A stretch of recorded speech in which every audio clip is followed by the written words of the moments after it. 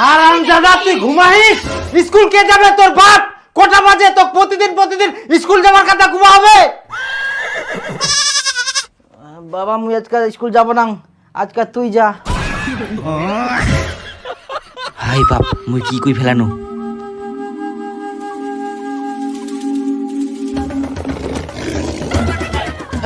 না মানে মুই ঘটা থাকি যাবা কচিনো, আর তুই বুঝিয়া স্কুল যাওয়ার কথা কচুম করতে মুই।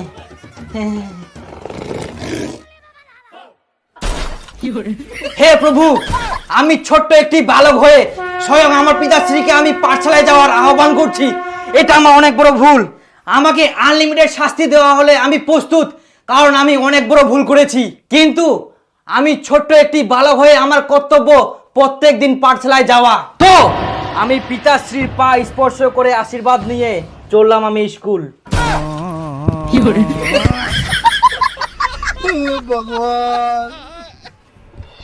আরে দীপু, আজকে যে মাস্টার পড়া মুখস্থ করে আসবো গেল, পড়া মুখস্থ করিস তুই? আরে বাবা, মুই তো ভুলে গেলাম রে।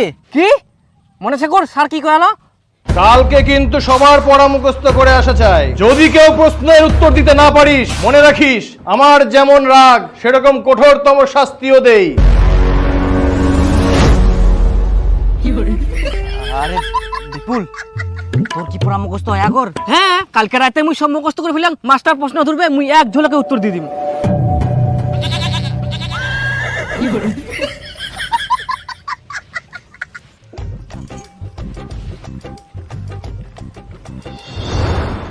বস, দেখি এটা বই দে। বিপুল, হ্যাঁ স্যার। তুই বল, পথ চলতি গল্পের লেখকের নাম কি? সুনীতি কুমার চট্টোপাধ্যায়। Good, boss. দীপু, দাঁড়া। বল, লেখকের কোন ট্রেন ধরার কথা ছিল? Sir, Gour express. Gour express? না না, ফারাক্কা এক্সপ্রেস। ফারাক্কা এক্সপ্রেস? না, নবদ্বীপ ধাম। নবদ্বীপ ধাম?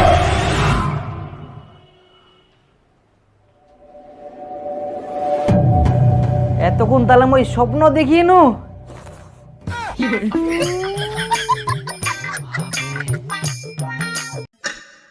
হাই বাপ, স্কুল যাওয়ারও টাইম হয়ে গেলে।